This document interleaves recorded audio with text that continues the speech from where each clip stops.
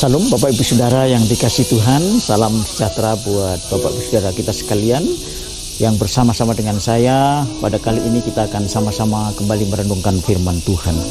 Bapak Ibu Saudara yang dikasih Tuhan, dalam satu kisah Tuhan Yesus bersama dengan para murid, dengan Thomas dan Filipus, berbicara tentang ketika dia ingin meninggalkan mereka dan pergi ke rumah Bapa, yaitu dengan melalui kematiannya dan bangkit naik ke surga. Di dalam pasal 14 dari Yohanes, di sana dikatakan bahwa dia pergi untuk menyediakan tempat bagi mereka, supaya satu kali kelak di mana Yesus ada, disitulah para murid itu ada. Bapak Ibu Saudara, Tuhan pada ayat yang kelima, Thomas, salah satu murid daripada Tuhan, bertanya. Kata Thomas kepadanya, "Tuhan, kami tidak tahu kemana Engkau pergi. Jadi bagaimana kami tahu jalan ke situ?" Saudara, Tuhan Yesus menjawab kepada Thomas. Kata Yesus kepadanya ayat yang ke-6, "Akulah jalan dan kebenaran dan hidup. Tidak ada seorang pun yang datang kepada Bapa kalau tidak melalui Aku." Bapak Ibu Saudara, ayat ini seolah-olah bahwa orang Kristen mempunyai satu pewahyuan yang sangat eksklusif, bahwa hanya melalui Yesus orang bisa datang kepada Allah. Tetapi inilah wahyu yang disampaikan oleh Yohanes kepada kita sebagai orang Kristen. Saudara, kita harus percaya bahwa apa yang dikatakan oleh Tuhan itu adalah karena inspirasi Roh Kudus, dan Yohanes dipakai oleh Tuhan untuk menyatakan hal ini. Sebab memang Yesus adalah satu-satunya jalan, kebenaran, dan kehidupan. Saudara-saudara, saya akan bacakan dalam 1 Timotius pasal 2 ayat 5. Saudara, karena Allah itu Esa, dan Esa pula dia yang menjadi pengantara antara Allah dan manusia. Saudara-saudara, tentang keberadaan Yesus sebagai satu-satunya jalan, Paulus pun menyatakan bahwa dia adalah satu-satunya pengantara antara manusia dengan Allah. Mengapa demikian, Bapak Saudara? Karena Adam sebagai prototipe manusia yang diharapkan oleh Allah dengan segala keturunannya menjadi pemimpin umat manusia, dia gagal. Maka Yesus, sang anak tunggal Allah itu sendiri, turun menjadi manusia supaya dia menggenapi menjadi Adam yang terakhir. Dengan demikian, Bapak Saudara, keterputusan manusia dengan Allah karena dosa itu di dalam Alkitab dinyatakan satu hal yang serius. Oleh karena itu Tuhan ingin menyelesaikan masalah manusia yang paling hakiki, yaitu dosa dan akibat dosa. Dengan dosa manusia terputus dengan Allah. Dengan dosa manusia kehilangan jalan kepada Allah. Dengan dosa manusia tidak mempunyai kebenaran di hadapan Allah. Dengan dosa manusia kehilangan hidup yang kekal. Dan itulah sebabnya maka Tuhan menyatakan melalui Timotius pasal 2 ayat 5, apa yang dikatakan Paulus, bahwa karena Allah itu Esa, dan Esa pula yang menjadi pengantara antara Allah dan manusia, yaitu manusia Yesus Kristus. Jadi Yesus datang ke dunia 2000 tahun yang lalu adalah sesungguhnya hanya karena dia ingin mengembalikan manusia supaya kembali kepada Allah. Karena dosa dan kesalahannya, dialah menjadi satu-satunya pengantara antara manusia dengan Allah dan Allah dengan manusia. Saudara-saudara, oleh karena itu Bapak Ibu Saudara, ketika Tuhan menyatakan akulah jalan, akulah kebenaran, dan akulah hidup, maka dalam bahasa Inggris itu adalah dengan kata the sebagai preposisi yang menyatakan bahwa ketika sesuatu yang dijelaskan dengan kata the, itu tidak ada yang lain, hanya satu-satunya. The moon, the earth, the sun, itu adalah satu-satunya, tidak ada yang lain. Yesus adalah satu-satunya jalan. Dia adalah the way, satu-satunya kebenaran. Dia the truth, dan satu-satunya kehidupan, the life. Saudara, oleh karena itu Bapak Ibu Saudara, apa yang dimaksud dengan Yesus itu sebagai jalan? Yesus tidak hanya mengajar bagaimana melakukan, tapi dia sendiri menjalani jalan hidup Allah yang manusia harus jalani di hadapan Allah. Dia dengan turun menjadi bayi, lahir dari seorang perawan Maria, dan menjadi manusia seutuhnya. Dia melakukan jalan Allah yang sejati di dalam kehidupan manusia sampai pada akhirnya seperti apa. Oleh karena itu Bapak Ibu Saudara, jalan Tuhan bagi orang percaya, sekalipun kita sudah selamatkan karena anugerah, sesungguhnya jalan yang sempit. Mengapa? Karena ketika manusia masih ada dalam dosa, artinya kita masih hidup di dunia dengan natur daging kita. Kita masih berbuat dosa. Dengan demikian jalan Tuhan adalah bukan jalan yang enak, tapi jalan yang berat. Tetapi bukan berarti bahwa Tuhan akan mencelakakan kita melalui jalan yang berat. Tapi Tuhan ingin menolong kita karena kedagingan kita lemah, dan Tuhan mengutus Roh-Nya yang kudus. Sehingga dikatakan di dalam Matius pasal 7 ayat 14, bagi orang Kristen, bagi murid Tuhan, bahwa jalan Tuhan itu adalah jalan sempit.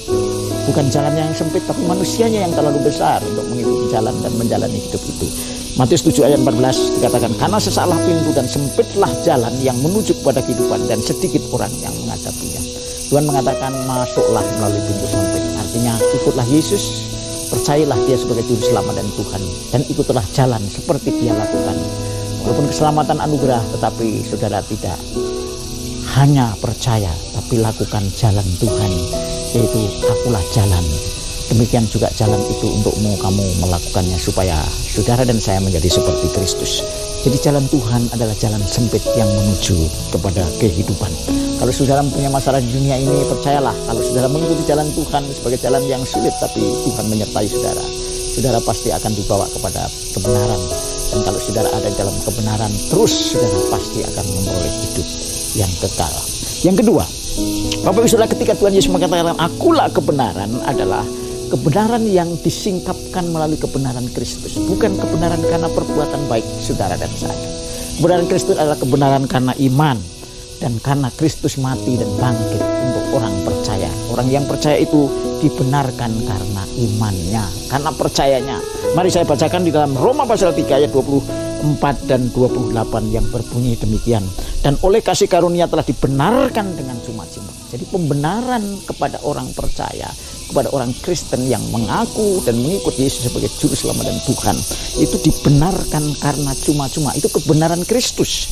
Jadi bukan karena perbuatan menurut hukum, tapi karena Kristus yang mati dan bangkit buat saudara dan saudara menerimanya sepenuhnya, bahwa itu adalah karya Tuhan untuk memberikan hidup bagi saudara, dan saudara menerima dengan iman. Yang kedua, karena kami yakin bahwa manusia, di dalam Roma pasal 3 ayat 28, karena kami yakin bahwa manusia dibenarkan karena iman dan bukan karena melakukan hukum Taurat. Saudara, kalau kita berbicara hukum Taurat, maka kita masuk menjadi orang Yahudi. Kita tidak mungkin, karena kita bukan orang Yahudi. Kalau toh sekarang kita harus menjadi orang Yahudi, dan Tuhan menyatakan bahwa hanya orang-orang Yahudilah yang masuk dalam keluarga hukum Taurat. Tetapi Tuhan menyatakan bukan karena hukum Taurat, justru karena iman saudara bisa menjadi keluarga Allah. Karena Kristus telah mati dan bangkit menggenapi hukum Taurat, supaya siapa saja yang mau percaya kepada Yesus sebagai Juru Selamat dan Tuhan tidak harus menjadi orang Yahudi, tidak harus mengikuti hukum Taurat, tapi mengikuti hukum Kristus karena iman. Jadi yang kedua, Bapak Ibu Saudara yang dikasih Tuhan, kebenaran orang Kristen adalah kebenaran karena iman, karena Kristus yang mati dan bangkit saudara. Karena itu percayalah kepada Tuhan Yesus Kristus sebagai Tuhan dan Juru Selamat. Saudara akan dibenarkan melalui apa yang dilakukan Yesus untuk saudara, dan saudara mempunyai hidup yang baru karena Yesus dibangkitkan dan Roh Kudus tinggal. Saudara akan hidup seperti Kristus hidup dengan kekuatan kuasa Roh Kudus. Karena itu ada kebenaran di dalam diri saudara. Yang terakhir, Bapak Ibu Saudara, pertanyaan Thomas dijawab bahwa akulah kehidupan, akulah hidup. Jadi kalau saudara sudah berada di jalan Tuhan, saya dan saudara ada dalam kebenaran Tuhan, maka saudara akan memperoleh hidup yang kekal. Saudara, saya akan bacakan di dalam Galatia pasal 5 ayat yang ke-25. Jikalau kita hidup oleh Roh, baiklah hidup kita juga dipimpin oleh Roh. Itu sebetulnya pemaknaan daripada hidup kekal bagi orang yang percaya Kristus. Jadi orang Kristen itu adalah orang yang dianugerahi hidup kekal. Kalau kita percaya kepada kematian dan bangkitan Yesus, dan kita menjadi manusia baru, menjadi anak Allah, kita tunduk dan taat mengikuti kehendaknya, maka hidup kita bukan lagi dipimpin oleh daging, oleh keinginan kita yang kita masih punya natur. Selama kita di dunia ini dengan daging kita bisa menyimpang, tetapi Roh Kudus memberikan kekuatan kemampuan buat saudara karena Rohnya, sehingga saudara bukan lagi menjadi manusia alamiah, tapi manusia rohaniah, di mana Roh Allah tinggal di dalam hidup saudara. Jadi yang ketiga, Tuhan Yesus menyatakan bahwa hidup yang diberikan kepada kita adalah hidup yang kekal, hidup bersama dengan Tuhan selama-lama. Dengan cara apa? Hidup oleh dan dipimpin oleh Roh. Saya mengajak kita sekalian, Bapak Saudara, mari saudara hidup saudara dipimpin oleh dan Roh, oleh Roh, ya, hidup oleh Roh dan dipimpin oleh Roh. Karena orang Kristen tidak lagi hidup menurut dagingnya, menurut keinginan dirinya, tapi menurut Roh Kudus, dan itulah yang dikehendaki oleh Bapa di dalam Tuhan Yesus Kristus.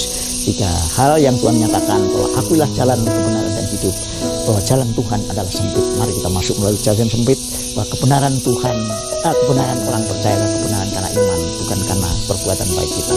Karena Kristus yang mati dan bangkit, dan kita menerima dengan percaya. Oleh karena iman, yang ketiga, biarlah kita hidup tidak lagi hidup menurut daging, tapi menurut Roh Kudus yang ada di dalam diri saudara percaya. Firman Tuhan memberkati kita sekalian, bahwa kita ikut Tuhan karena Yesus adalah jalan, kebenaran, dan kehidupan. Tuhan Yesus memberkati saudara dan saya. Haleluya. Amin.